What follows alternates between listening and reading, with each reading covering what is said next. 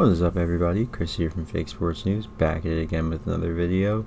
Today I'm going to be going over the results of the Minnesota home series and giving you guys a preview of what to expect this upcoming Friday realistically at the Paris home series.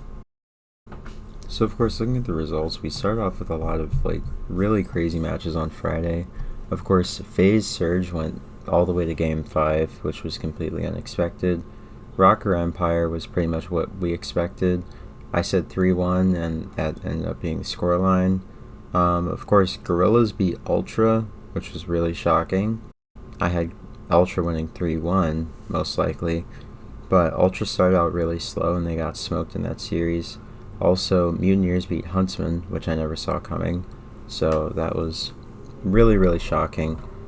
Friday was really insane. We had two crazy upsets, of course, Gorillas and Mutineers. And two of our favorite teams, Ultra and Huntsman, got dropped down to the losers bracket early. Of course, looking ahead to Saturday, Huntsman bounced back. They 3-0'd the Toronto Ultra. Of course, the Seattle Surge in their matchup, they beat the Minnesota Rocker 3-2. It was really surprising to see that Exceed came to play for the Minnesota Rocker in that matchup, and they really put up such a fight. But I guess it's just a testament to how strong their core players, GodRx, Silly, Assault, and Asim are. So take that with a grain of salt. But it was definitely a good showing for the Rocker in spite of the fact they had to use a substitute. Of course, we had Mutineers playing Gorillas. That went 3-1. Pretty expected. Then, of course, we had Gorillas playing Chicago. They beat Chicago in a Game 5. Crazy scenes. Dallas beat Surge 3-0, as we would all expect. And, of course, earlier in the day, FaZe reverse swept Dallas after FaZe looked pretty shaky, for being honest, in their matchup against them, but they came back to win it. Of course, getting ahead to Sunday was even more crazy. We went all the way to Game 5, FaZe versus Gorillas. Wasn't expecting that. Gorillas ended up with a top 4 placing on the weekend, which was incredible. And then Florida knocked Dallas out, which was crazy, in another Game 5. So we ended up having Florida versus FaZe in the grand finals. Florida, of course, won 3-1. But they came out of nowhere and they smoked all of the top 3 teams.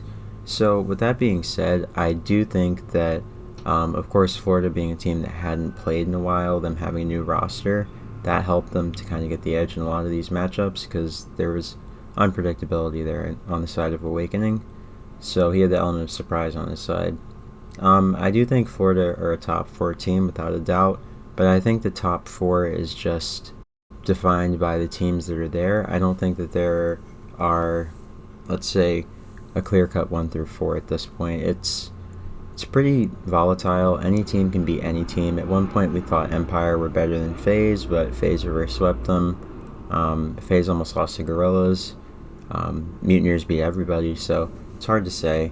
We'll see if Chicago can really bounce back and kind of stake their claim as, I don't know.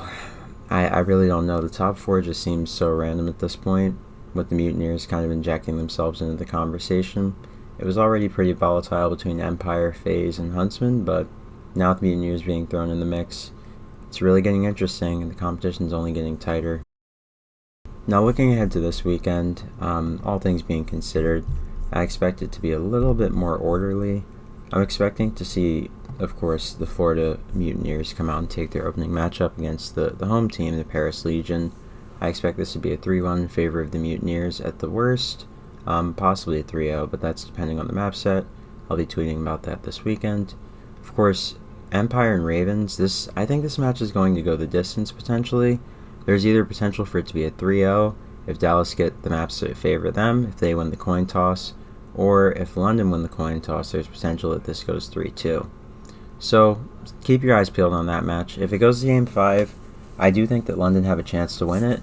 And if it goes to Game 5, I think realistically that would mean that London won the coin toss. So, the scenes. We'll see how that goes. But all things being considered, I think Dallas win. Subliners Optic, I think that one will go the distance. I think it goes Game 5, but I think Subliners edge it out. Really not sure about that matchup. It has the potential to either be a 3-1 in favor of Subliners or a 3-2 in favor of Optic or Subliners. I expect subliners to get the job done, but I don't know how long it'll take them to. I know their S&D looked a little bit shaky at the last event, excuse me.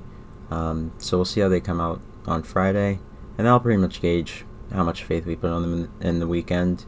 If they really fix their S&D, then they could definitely get a top 4 placing, and they're without a doubt an underdog team to watch. Of course, the other underdog team to watch is Optic Gaming, so keep an eye on them as well. And in our last matchup of the day, we have FaZe taking on Ultra. I think this is either a 3-1 for FaZe or it's a 3-2 win for FaZe. Realistically, I don't see Ultra beating them in this matchup, but with Kleenex on the roster again, in place of Classic, they finally fixed whatever was hindering, I guess, Kleenex from being inserted into the starting roster. I think this team will be really good. They're definitely my dark horse of the weekend, so if there's a team that's really going to turn some heads, I think it'll be the Toronto Ultra this weekend. Of course, last week I said that the Florida Mutineers and LA Gorillas were my dark horse teams, so when I get these feelings, you guys should just kind of wink wink, look at them. So, yeah. But those are my picks for Friday. Not really too sure about the rest of the tournament. We'll see how things go on Friday, if there are any major upsets. If anything crazy happens, I'll be talking about it on Twitter. So yeah, be sure to get at me on Twitter, and I'll be talking to you guys all weekend, telling you where I'm going to be placing my money, and you can hopefully win some money right along with your boy. I have a new method for evaluating the matchups, so I'm going to be testing that out this weekend, and if that holds, we have some pretty exciting things on the horizon. So be sure to stay tuned, stay in touch with us, and stay active. But yeah, once again, this has been Chris from Fake Sports News. Hope you guys enjoyed the COD this weekend, and I will be joining you, of course, on Twitter, on Instagram, and on all of our social media platforms, watching the incredible action. So once again, I will catch you guys on the next video. Peace.